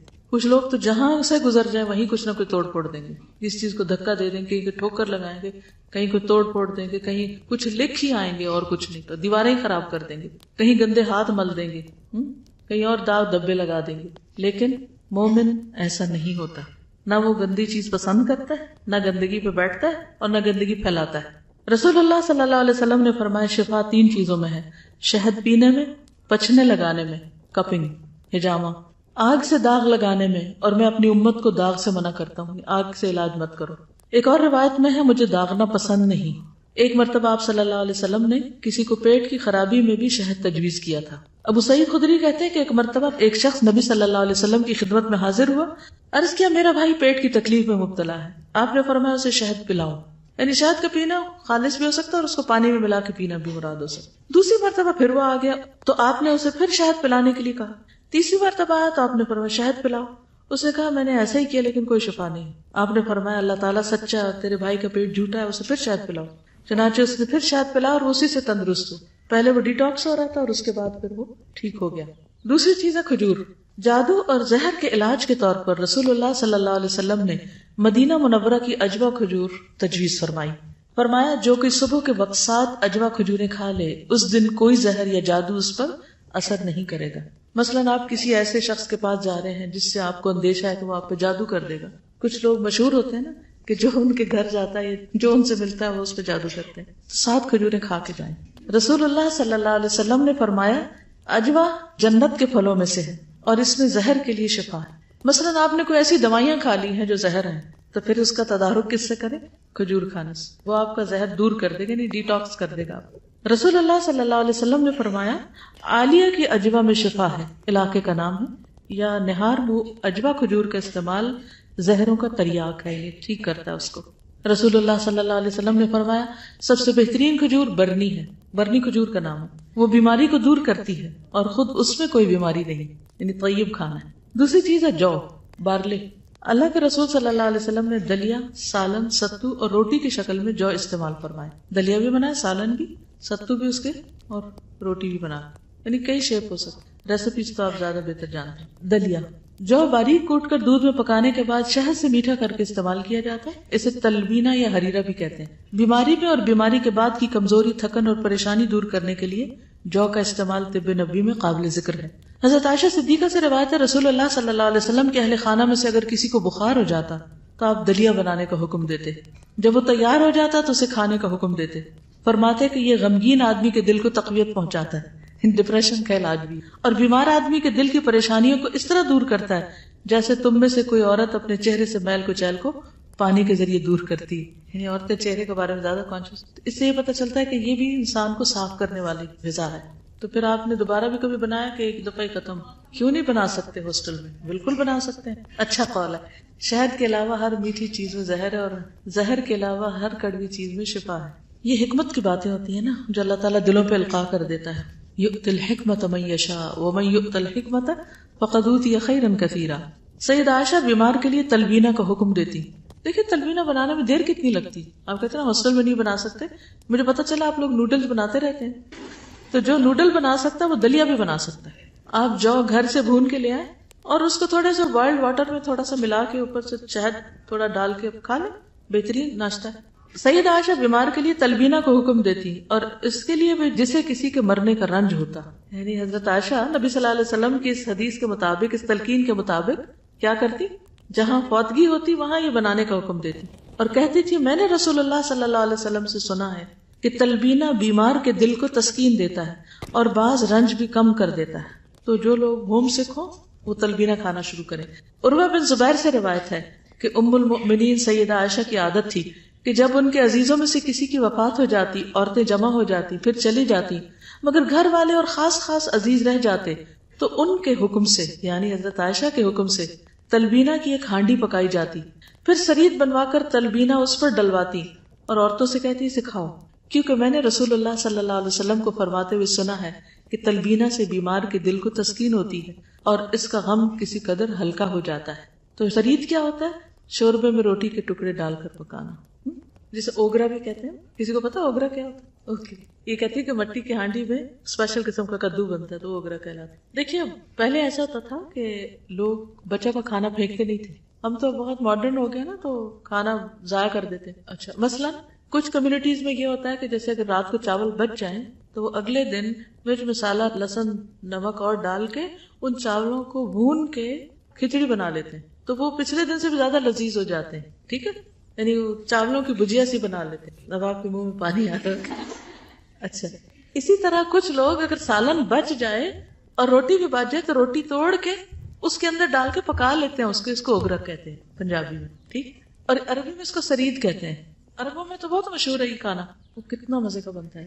یس, یہاں تو وہ سلو کوکر نہیں ہوتے نا, تو جب میں کینیڈا میں تھی تو سلو کوکر ہوتا تھا نا, تو میں تو پڑھنا بھی ہوتا تھا اور ساتھ تھوڑی بہت کوکنگ کا, تو ساتھ ہی اس میں ناپ کے پانی ناپ کے چاول رکھ کر بند کیے, اور اگر چاول بچ گئے تو سالن بچ گئے تو اس میں ڈال کے مزید پھر اس کو اور دم دے دیا, تو وہ پہلے سے بھی زیادہ فریش اور سافٹ اور ویل کوکڈ اور بہت انرجی دینے والا بن جاتا ہے. تو یہ چھوٹی چھوٹی چیزیں ہوتی ہیں, اگر یہ خواتین کو آتی ہوں تو گھر کا بجٹ بہت لمٹس میں رہ سکتا ہے. ابھی لوگوں کے خرچے کیوں نہیں پورے ہوتے؟ کیونکہ انہوں نے کوئی کپڑا خود سینا نہیں, ادھڑ جائے تو اس کو مرمت نہیں کرنا آئے گا, کھانا بچ جائے تو اس کو کیا کرنا ہے, اس کو سنبھالنا نہیں آئے گا.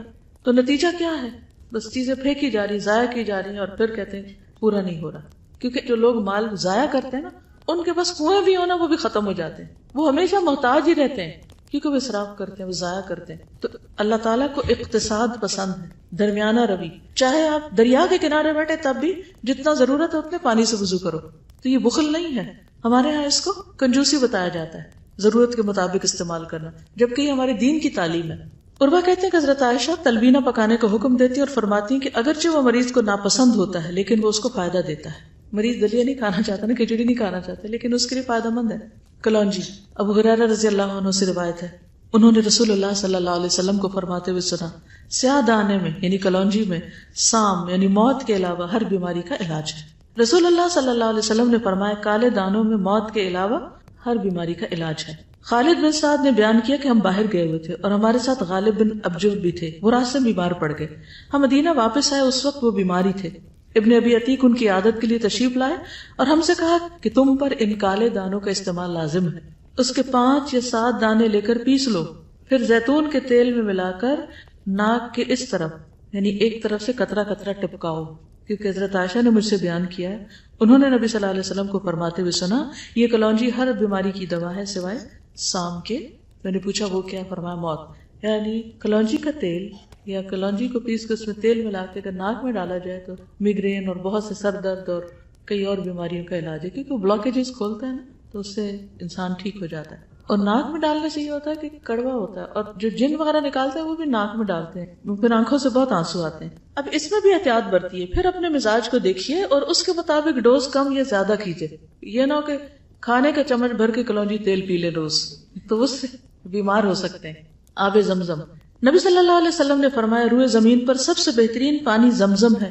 یہ کھانے کا کھانا بیماری سے شفا ہے, تو اس کو بھی شفا کی نیت سے پئیں. بابرکت پانی, رسول اللہ صلی اللہ علیہ وسلم نے فرمایا یہ پانی بابرکت اور کھانے والے کا کھانا بھی ہے. زمزم میں نبی صلی اللہ علیہ وسلم کا لعاب بھی شامل ہے.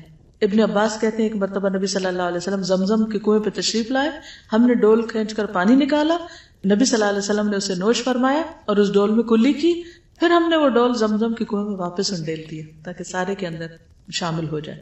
پھر ابن عباس کہتے ہیں کہ ہم زمزم کو شبع یعنی سیر کرنے والا کہتے ہیں, یعنی اسے پی کے تسکین ہو جاتی ہے, تسلی ہو جاتی, بھوک ختم ہو جاتی, اور ہم اپنے اہل و عیال کے لیے اس کو بہترین معاون پاتے تھے, یعنی ان کو سیٹسفائی کرنے کے لیے. پھر اس کے علاوہ عام پانی بھی بہت اچھا ہے, پانی صاف کرنے والا ہے, لیکن پینا احتیاط کے ساتھ ہی چاہیے. بہت زیادہ مت پینا شروع کریں, جتنا آپ کا جسم برداشت کر سکتا ہے اس کو آہستہ آہستہ بڑھائیں, گھونٹ گھونٹ کر کے پئیں. پھر بخار وغیرہ میں خصوصاً پانی مریض کے اوپر بھی ڈالا جا سکتا ہے. حضرت عائشہ فرماتی ہے کہ نبی صلی اللہ علیہ وسلم کی بیماری جس میں ان کی وفات ہوئی جب شدت اختیار کر گئی تو انہوں نے فرمایا 7 مشکیں پانی کی لاؤ جن کے منہ نہ کھولے گئے ہوں, یعنی پوری بھری ہوئی ہوں, اور وہ سب مجھ پہ بہاؤ تاکہ میں لوگوں کو کچھ عہد و نصیحت کی بات کروں. تو پھر نبی صلی اللہ علیہ وسلم کو حضرت حفصہ کے ٹب میں بٹھایا گیا اور اوپر مشقیں ڈالنے شروع کی گئی, یہاں تک کہ آپ نے فرمایا کہ بس کر دیں. پھر آپ لوگوں کو نصیحت کرنے کے لیے باہر نکلے. پھر اسی طرح یہ ہے کہ وضو کے بچے ہوئے پانی سے بے ہوش کو ہوش میں لانا بھی مسنون ہے, اور خصوصاً اگر کسی کو نظر لگ گئی ہو تو اس کو وضو کروا کے اس کے پانی سے مریض کے اوپر چھینٹے ڈالنے چاہیے. نبی صلی اللہ علیہ وسلم نے فرمایا جب کسی کو بخار ہو جائے تو 3 رات سحری کے وقت اس پر ٹھنڈا پانی بہایا جائے. پھر بخار دوزخ کی بھاپ ہے, فرمایا اس کو پانی سے ٹھنڈا کرو. اسی لیے آپ نے دیکھا ہوگا کہ اسپنجنگ کرتے ہیں اور پانی کی پٹیاں لگاتے ہیں ماتھے وغیرہ پر. جابر کہتے ہیں کہ نبی صلی اللہ علیہ وسلم اور ابو بکر رضی اللہ عنہ قبیلہ بنو سلمہ تک پیدل چل کر میری عیادت کے لیے تشریف لائے. آپ نے دیکھا مجھ پر بے ہوشی تاری تو آپ نے پانی منگوایا، وضو کر کے اس کا پانی مجھ پہ چھڑکا تو میں ہوش میں آ گیا. طریقہ پتہ چلا؟ کوئی بے ہوش ہو تو کیا کرے؟ وضو کرے، پانی اکٹھا کرے اور اس پانی میں سے چھینٹا مارے مریض پر. پھر ہے مہندی. نبی صلی اللہ علیہ وسلم کی خادمہ سلمہ کہتی ہیں رسول اللہ صلی اللہ علیہ وسلم کو جب کوئی زخم ہوتا یا پھنسی وغیرہ نکلتی تو اس جگہ مہندی رکھنے کا حکم دیتے، یعنی بھگو کے اس کا لیپ کر دیتے. ابو رافع کی بیوی کہتی ہے جب ہم میں سے کسی کے سر میں تکلیف ہوتی تو آپ فرماتے جاؤ سینگی لگواؤ، یعنی حجامہ کراؤ، اور ٹانگ میں تکلیف ہوتے تو فرماتے جاؤ اس پر مہندی لگاؤ. جیسے اگر کسی خاص حصے میں درد ہے تو اس جگہ پر بھی مہندی لگائی جا سکتی. سنا مکی اور سنوت. رسول اللہ صلی اللہ علیہ وسلم نے فرمایا سنا اور سنوت اپناؤ، اس میں سام کے علاوہ ہر بیماری سے شفا ہے. عرض کیا گیا اللہ کے رسول صلی اللہ علیہ وسلم سام کیا؟ فرمایا موت. کھمبی. کھمبی کس کو کہتے ہیں؟ مشروم. مشروم کی شکل کس سے ملی؟ آنکھ کے ڈیلے سے. رسول اللہ صلی اللہ علیہ وسلم نے فرمایا کھمبی من کی اس قسم میں سے ہے جو اللہ تعالیٰ نے بنی اسرائیل پر نازل فرمایا، اس کا پانی آنکھ کے لیے شفا ہے. اگر آپ کھمبی کے وہ دیکھیں نا، وہ مشروم ثابت، ہم تو عام طور کٹے ہوئے دیکھتے ہیں نا، تو اگر آپ دیکھیں تو وہ ڈیلے کی شکل میں پھر پیچھے اسی طرح جیسے آنکھ کے اندر کا حصہ ہوتا ہے، تو آنکھ کے لیے اس میں شفا ہے اس کے پانی میں. پھر پچنے سے علاج، کپنگ، حجامہ، سینگی لگوانا، یعنی یہ خون نکالنے کے مختلف طریقے. جابر بن عبداللہ نے مقنے کی عیادت کی جو تابی تھے. پھر کہا میں تمہارے پاس سے اس وقت تک نہیں جاؤں گا جب تک تم پچنے نہ لگواؤ، میں تمہارا علاج کرا کے جاؤں گا. میں نے نبی صلی اللہ علیہ وسلم کو فرماتے ہوئے سنا کہ پچنے میں شفا ہے. رسول اللہ صلی اللہ علیہ وسلم نے فرمایا اگر تمہاری دواؤں میں کوئی دوا مفید ہے تو وہ شہد کا پینا، پچنے لگانا یا آگ سے داغ لگانا، اور مجھے آگ سے داغ لگانا پسند نہیں. رسول اللہ صلی اللہ علیہ وسلم نے فرمایا بہترین علاج جو تم کرتے ہو وہ سینگی لگوانا ہے اور عود ہندی کا استعمال کرنا ہے. القسط البحری. القسط البحری. لاسٹ ٹائم جب میں سعودی عرب میں گئی ہوں تو وہاں میں کسی سے حجامہ کروانے کے لیے، تو انہوں نے القسط البحری بھی رکھی ہوئی تھی. انہوں نے کہا کہ ہم یہ دونوں کام کرتے ہیں. اور قسط جو ہے خاص طور پر گلے کی بیماریاں اور جو استما اور اس طرح کی جو تکلیفیں سانس کی بیماری ان کے لیے بہت فائدہ مند ہے. اور وائٹ سا سفوف ہوتا ہے، ڈبیوں میں بند کر کے وہ دیتے ہیں. اصل شکل چھوٹی چھوٹی لکڑیوں کی سی ہوتی ہے، اس کو پیس لیتے ہیں اور اس کو کھایا بھی جاتا ہے اور اس کو تیل وغیرہ میں ڈال کے لگایا بھی جاتا ہے درد کے مقام پر.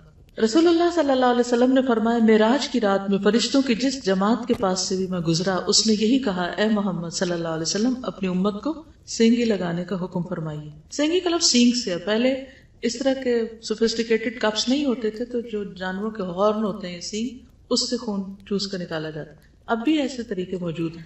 ابن عباس کہتے ہیں کہ نبی صلی اللہ علیہ وسلم نے احرام اور روزے کی حالت میں سینگی لگوائی. ابن عباس کہتے ہیں کہ نبی صلی اللہ علیہ وسلم نے حالت احرام میں اپنے سر میں سینگی لگوائی. یہ درد سر کی وجہ سے آپ نے لگوائی تھی. ایک خاص جگہ پر آپ گئے تھے تو وہاں سے آپ کو یہ درد شروع ہوا تھا، اس کے گھاٹ پر.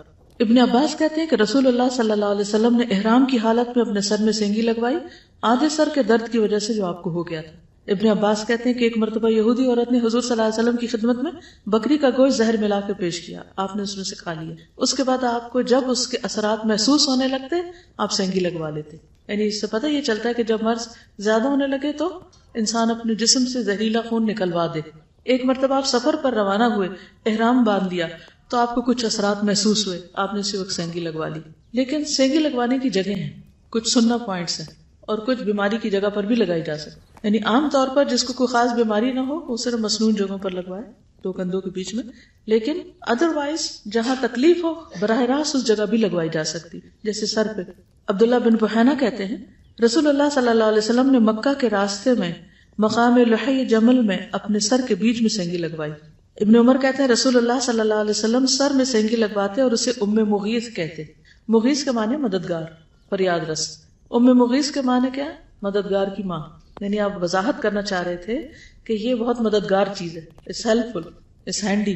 انس رضی اللہ عنہ سے روایت ہے کہ نبی صلی اللہ علیہ وسلم نے 3 مرتبہ سینگی لگوائی، گردن کی دونوں جانب، یعنی یہاں کندھوں کے پاس، رگوں پر اور کندھوں کے درمیان. یہ 3 جگہ جو ہے یہاں ایک کو مسنون پوائنٹس کہتے ہیں. پھر سرین پر جابر رضی اللہ عنہ سے روایت ہے کہ رسول اللہ صلی اللہ علیہ وسلم نے موچ آنے کی وجہ سے اپنی سرین پہ سینگی لگوائی.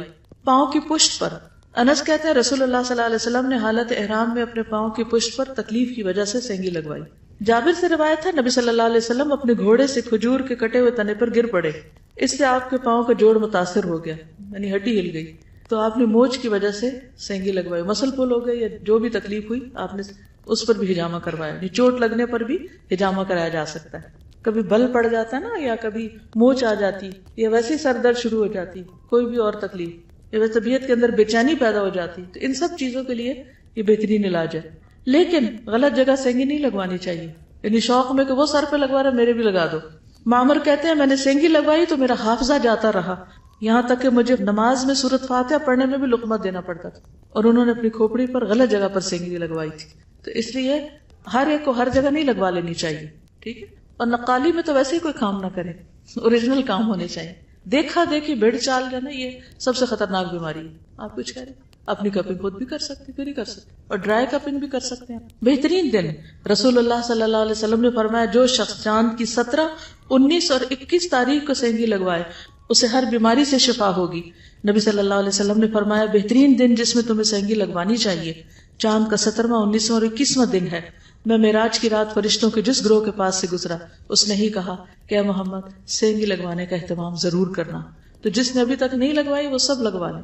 رسول اللہ صلی اللہ علیہ وسلم نے فرمایا اللہ برکت دے جمعرات کو سینگی لگوایا کرو، اور کوشش کرو کہ بدھ، جمعہ، ہفتہ اور اتوار کے روز سینگی مت لگوانا، اور پیر اور منگل کو سینگی لگوایا کرو، اس لیے کہ اسی دن اللہ تعالیٰ نے ایوب علیہ السلام کو بیماری سے شفا عطا فرمائی، اور بدھ کے روز ان کو آزمائش میں مبتلا کیا. ٹھیک ہے. کوڑ اور پلبہری بھی بدھ کے دن یا رات کو ظاہر ہوتی. یہ جو ابھی جزام کی بات تھی نا، تو اس بیماری کے اترنے کا دن بھی کون سا ہے؟ بدھ. ہم عام طور پہ کہتے ہیں بدھ کم سدھ، جبکہ یہاں سے پتا چل رہا ہے کہ بدھ کے دن یہ تکلیفیں ظاہر ہوتی ہیں. رسول اللہ صلی اللہ علیہ وسلم نے فرمایا نہار منہ سینگی لگوانا بہتر ہے، خالی پیٹ، اور اس میں شفا ہے اور برکت ہے. یہ عقل بڑھاتا ہے اور حافظہ تیز کرتا ہے. ادروائز کسی بھی وقت لگوائی جا سکتی بیماری کی صورت میں. آپ صلی اللہ علیہ وسلم نے رات کو بھی پچنے لگوائے. ابن عمر روزے کی حالت میں سینگی لگواتے لیکن بعد میں اسے ترک کر دیا اور رات میں سینگی لگوانے لگے. یعنی اٹ ڈیپینڈس کہ آپ کے مزاج کو کیا سوٹ کرتا ہے. رسول اللہ صلی اللہ علیہ وسلم نے فرمایا جب تم میں سے کسی کا خون بھڑکنے لگے، یہ کیا ہوگا؟ بی پی ہائی ہو، وہ سینگی لگوائے، کیونکہ خون کے جوش مارنے سے آدمی کی موت واقع ہو سکتی ہے. جی حدیث میں آتا ہے. کئی لوگوں کو وہ ہو جاتا ہے نا، اسٹروک ہو جاتا ہے یا ان کے جو برین ہیمریج ہو جاتا ہے، اس کی بھی بنیادی وجہ ایک دم بی پی کا شوٹ کرنا ہوتا ہے. تو جب کبھی ایسا محسوس ہو تو ہلکی پھلکی بھی اگر سینگی لگوا لیں گے تو خون کا جو جوش ہے وہ ختم ہو جائے گا. نافع کہتے ہیں کہ ابن عمر نے کہا اے نافع میرے خون میں حدت پیدا ہو گئی ہے، اس لیے کوئی پچنے لگانے والا تلاش کرو، اگر ہو سکے تو نرم خو آدمی لانا. عمر رسیدہ بوڑھا یا کمزن بچہ نہ لانا، ان سے نہیں لگوانی. رسول اللہ صلی اللہ علیہ وسلم نے فرمایا جو ایسے ہی طبیب بن کر علاج کرے اور طب اور علاج معالجے میں مشہور نہ ہو تو وہ ذمہ دار ہے. یعنی اناڑی سے علاج مت کرائیں، اپنی غلطی. اب یہ ہے کہ عورت کس سے سینگی لگوائے؟ عورت سے ہی لگوائے. ام سلمہ نے رسول اللہ صلی اللہ علیہ وسلم سے سینگی لگوانے کی اجازت چاہی تو نبی صلی اللہ علیہ وسلم نے ابو طیبہ کو حکم دیا کہ انہیں سینگی لگائے. راوی نے کہا میرا خیال ہے کہ جابر نے بتایا وہ ان کا رضائی بھائی یا نابالغ لڑکا تھا، لیکن اگر کوئی بھی نہ ہو تو پھر انسان مرد ڈاکٹر سے بھی علاج کروا سکتا ہے. پھر گائے کا دودھ اور گھی میں بھی علاج ہے. لوگ تو گھی سے بچتے ہیں، حالانکہ گھی بہت سی بیماریوں کو دور کرنے والا بھی ہے. نبی صلی اللہ علیہ وسلم نے فرمایا اللہ تعالیٰ نے کوئی بیماری ایسی نہیں چھوڑی جس کا علاج نہ ہو، لہٰذا تم گائے کے دودھ کو اپنے اوپر لازم کر لو، کیونکہ وہ ہر درخت سے چارہ حاصل کرتی ہے. یعنی جو گھوم پھر کے کھانے والے ہیں وہ زیادہ بہتر ہیں دودھ دینے میں. گھوم پھر کے جو چارہ کھاتے ہیں جانور جیسے بکریاں وغیرہ تو ان کا دودھ زیادہ صحت مند ہوتا ہے. رسول اللہ صلی اللہ علیہ وسلم نے فرمایا اس کا دودھ شفا ہے اور اس کا گھی دوا ہے اور اس کا گوشت بیماری. بیف جو ہے یعنی وہ صحت مند گوشت نہیں. حجاز میں چونکہ خشکی ہوتی ہے، خشک علاقہ ہے، اور گائے کے گوشت میں بھی خشکی ہوتی ہے تو اس کے گھی اور دودھ میں رطوبت ہوتی ہے، تو اس لیے آپ نے اس علاقے کے لوگوں کے لیے خاص طور پر گوشت کو بیماری اور دودھ اور گھی کو شفا قرار دیا، کیونکہ ڈیزرٹ میں ڈرائینس ہوتی ہے. لیکن پھر بات یہی ہے کہ اس کا بھی دھیان رکھنا پڑے گا کہ آپ کس زمین پہ رہتے ہیں اور کہاں کون سی چیز آپ کو سوٹ کرے گی. موسم کے اعتبار سے بھی چیزیں، مثلا اگر آپ سخت سردی کے موسم میں ستو پینے لگیں گھول کے تو مشکل ہو جائے گی. حضرت عائشہ سے مروی ہے نبی صلی اللہ علیہ وسلم مریض کے لیے شہادت کی انگلی زمین پر لگا کر یہ دعا پڑھتے اللہ کے نام کی مدد سے ہماری زمین کی مٹی ہم میں سے کسی کے تھوک کے ساتھ، تاکہ ہمارا مریض ہمارے رب کے حکم سے شفا پائے. یعنی درد وغیرہ کو اس مٹی کے ساتھ بھی، تو مٹی میں بھی ایک طرح سے علاج ہے. پہلے تو بچے مٹی میں کھیلتے تھے تو بہت سی بیماریوں سے بچے رہتے تھے، اب ہم مٹی سے بچا کر سمجھتے ہیں کہ علاج ان کا کر رہے ہیں یا ان کو صحت مند رکھ رہے ہیں. رسول اللہ صلی اللہ علیہ وسلم نے عرق النساء سے شفا حاصل کرنے کے لیے جنگلی بکری کی ران کے اوپر والے کمر سے متصل حصے کو، یعنی کہ جو گوشت ہے اس کو پگھلایا جائے، پھر اسے 3 حصوں میں تقسیم کیا جائے اور مریض نہار منہ 3 دن یعنی ہر روز ایک حصہ پیے. اور یہ علاج کسی نے کیا اور انہوں نے مجھے بتایا کہ وہ صحت یاب ہوئی. کس طرح؟ یعنی جس حصے میں تکلیف ہے نا ٹانگ کے، تو جنگلی بکری جو ہے اس کی ٹانگ کے اسی حصے کو خوب اس کا سوپ بنا لیا جائے، خوب اس کو پگھلا کے یعنی ہڈی گوشت برابر کر لیا جائے، اور 3 دن صبح نہار میں اس کو پیے. پھر قسط بحری. ام قیس سے مروی ہے کہ میں اپنے ایک بیٹے کو رسول اللہ صلی اللہ علیہ وسلم کی خدمت میں لے کر حاضر ہوئی. اس کو گلے کی بیماری ہو گئی تھی، گلے پڑ گئی ٹانسل سے. تو میں نے اس کا حلق دبایا. آپ نے فرمایا تم اپنے بچوں کو انگلی سے حلق دبا کر کیوں تکلیف دیتی؟ کہ اب بھی وہ گھنٹی لگاتے ہیں. یہ عود ہندی لو، اس میں 7 بیماریوں کی شفا ہے. قسط میں 7 بیماریوں کی شفا ہے. ان میں سے ایک پسلی کا ورم بھی ہے، ٹی بی وغیرہ بھی. اگر حلق کی بیماری ہو تو اس کو ناک میں ڈالو. اگر ذات الجنب یعنی پسلی کا ورم ہے، نمونیا وغیرہ ہے تو اس کو منہ میں ڈالو. رسول اللہ صلی اللہ علیہ وسلم نے فرمایا اپنے بچوں کو ادرا یعنی حلق کی بیماری میں ان کا تالو دبا کر تکلیف نہ دو، بلکہ قسط عود ہندی کو اس بیماری کے لیے لازم کر لو. اسے شہد میں بھی ملا کے دے سکتے ہیں، ٹھیک ہے، شہد میں ملا کے اس کو چھوٹا اسپون جو ہے پانی کے ساتھ دے دیں. تو جن لوگوں کو کھانسی آ رہی ہے وہ بھی ٹرائی کر لیں. عمران بن حسین سے روایت ہے کہ نبی صلی اللہ علیہ وسلم نے داغنے سے منع کیا تو ہم نے داغ لگوائے مگر یہ کامیاب نہ رہے، مفید ثابت نہ ہوئے. امام ابو داؤد بیان کرتے ہیں کہ عمران رضی اللہ عنہ فرشتوں کا سلام سنا کرتے تھے. جب انہوں نے داغ لگوائے تو یہ سلسلہ منقطع ہوا، جب چھوڑ دیا تو سلام سننے لگے. کبھی آپ کو آواز آئی کسی نے سلام کیا؟ کیا پتا کوئی فرشتہ ہی کر رہا ہو. نبی صلی اللہ علیہ وسلم نے فرمایا وہ آدمی توکل سے بری ہو گیا جس نے اپنے بدن پر داغ لگایا. وہ توکل سے بری ہو گیا، یعنی ناپسند کیا گیا آگ کا علاج. نبی صلی اللہ علیہ وسلم نے بغیر حساب جنت میں جانے والوں کی صفات بتائیں کہ یہ وہ لوگ ہوں گے جو جھاڑ پھونک نہیں کراتے، فال نہیں دیکھتے، داغ کر علاج نہیں کرتے، بلکہ اپنے رب پہ بھروسہ کرتے ہیں. طب نبوی پہ بہت کتابیں ان کو پڑھنا شروع کیجیے. میں سالوں سال اپنے جو روزانہ کا میرا مطالعہ ہوتا ہے اس میں ایک کتاب طب یا ہیلتھ کے متعلق ضرور رکھتی اور چھوٹی سی کوئی چیز اس میں سے ضرور پڑھتی. مقصد کیا ہوتا تھا؟ اپنے آپ کو سمجھوں، کیونکہ اگر انسان نے کچھ کام کرنا ہے تو اس کی صحت اچھی ہونی چاہیے. اور عبادت کے لیے بھی، نماز کے لیے بھی ضروری ہے کہ آپ کے اندر ہمت طاقت ہو. تو اس کے لیے ڈاکٹروں کے پاس تو جائیں مگر خود بھی پڑھیں. اس میں امام ابن القیم الجوزیہ کی کتاب جو طب نبوی ہے وہ بھی بہت اچھی ہے. تو تھوڑی تھوڑی کر کے اس کو پڑھیں، سمجھیں اور انشاءاللہ آپ کو فائدہ ہوگا. آپ کچھ کہنا چاہتی؟ کہیے. استاذہ وہ جو کلونجی ہے اس کے لینے کا بھی ایک طریقہ ہے کہ آج کل نا بازار میں پیاز کے جو بیج ہوتے ہیں وہ بھی کلونجی کی شکل کے ہوتے ہیں. تو وہ لوگ کیا کرتے ہیں کہ سستے ہوتے ہیں تو وہ دے دیتے ہیں اور کلونجی نہیں دیتے. تو اس کو میں نے ایک ہربرٹولوجسٹ تھی تو میں نے اس سے پوچھا تو اس نے طریقہ یہ بتایا کہ جب آپ کلونجی لیں تو اس کو جو کاغذ کی تھیلی ہوتی ہے نا اس میں ڈال کے 2-3 دن دھوپ میں رکھیں. اگر تو اس میں آئل آ جاتا ہے دیٹس مین یہ کلونجی ہے، اور اگر وہ ہیں جو پیاز کے بیج ہیں تو پھر وہ کلونجی نہیں ہے. اور میرا آپ سے ایک سوال تھا کہ حضور اکرم صلی اللہ علیہ وسلم نے احرام کی حالت میں پچنے سر پہ لگائے تو اس میں تو بال کاٹنے کی ممانعت ہوتی ہے. جب پچنا لگتا ہے تو اس ایریا کے بال ریموو کیا جاتے ہیں، جو بعض میں نے دیکھے ہیں جن کے، تو پھر اس صورت میں کیسے لگایا؟ علاج کے لیے اجازت ہوگی.